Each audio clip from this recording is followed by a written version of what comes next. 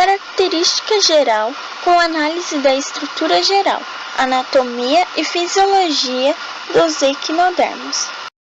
Nós temos aqui agora uma outra classe dos equinodermos que são representados pelos ouriços. Aqui nós temos um ouriço, ele estava conservado no álcool, por isso que ele não está se movimentando, mas o que chama a atenção é a grande quantidade de espinhos. Esses espinhos, para ele, tem duas funções: serve de uma proteção e serve para ele se locomover. Se ele tiver um substrato com areia, ele usa os espinhos que se movimentam.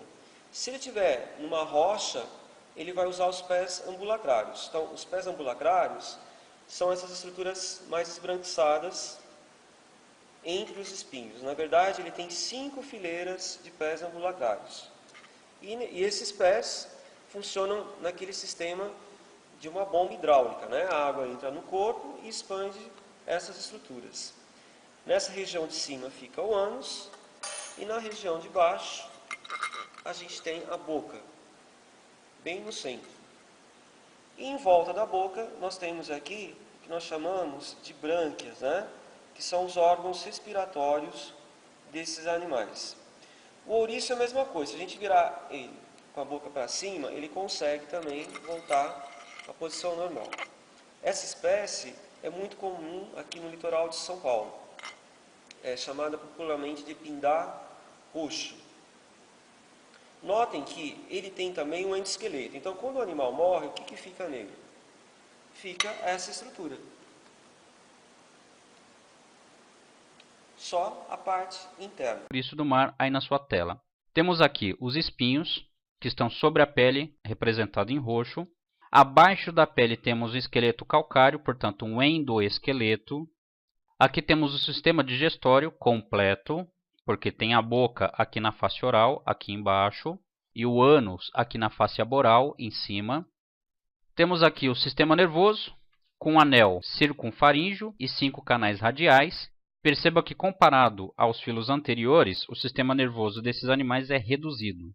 Aqui temos o sistema ambulacral ou hidrovascular, que é exclusivo deste filo, veremos mais tarde. Em rosa, aqui as gônadas, que no caso do macho é o testículo e na fêmea o ovário, então os equinodermos são dioicos. Essa cavidade aí é o celoma, que se mantém na fase adulta. E em volta da boca temos essa estrutura formada de dentinhos calcários, que é chamado de lanterna de Aristóteles. Através dela, esses animais predam crustáceos ou moluscos, perfurando as conchas deles. Observe na foto aí a lanterna de Aristóteles. 5 dentinhos calcários. E nesta outra foto, a estrutura interna de um ouriço e a lanterna de Aristóteles em branco aqui no meio. Observe que este animal não possui sistema excretor e nem circulatório. O sistema respiratório também é inexistente em algumas espécies. Bom, estruturas exclusivas dos equinodermos. Lanterna de Aristóteles e o sistema ambulacral ou hidrovascular. Vamos ao sistema ambulacral então. Vemos aqui, perto do ânus, na face aboral, uma placa que parece a placa crivada de um chuveiro, chamada de placa madrepórica. Temos um canal chamado de canal pétreo, um canal circular, ligados a vesículas de Poli. E partindo do canal circular temos 5 canais radiais. E ligados aos canais radiais, centenas de pés ambulacrais. Então a água entra pela placa madrepórica, passa pelo canal pétreo, chegando no canal circular, e do canal circular parte para os 5 canais radiais e entra nas ampolas ligadas aos pés ambulacrais. Ampliando um pé ambulacral, temos a estrutura aqui. Essa parte mais abaulada é a ampola. Aqui temos o canal radial. Então a água, passando pelo canal radial, entra no pé ambulacral e fica armazenado na ampola.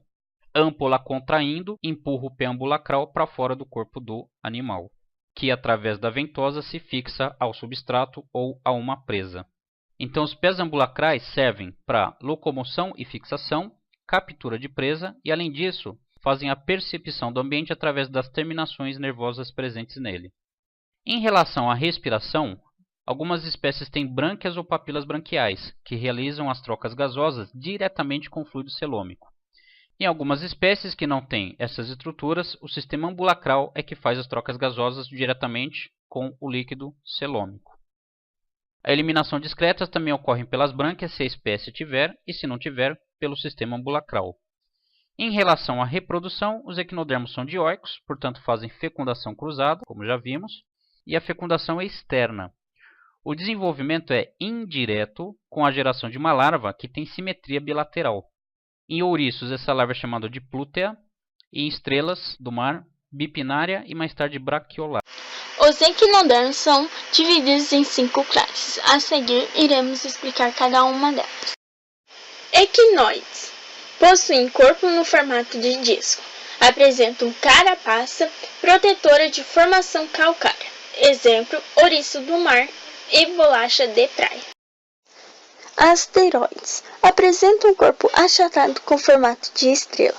A boca destes equinodermos situa-se na face central. Na face dorsal está o órgão excretor. Exemplo, estrela do mar. Crinoides. São animais que ficam presos na região do fundo do mar.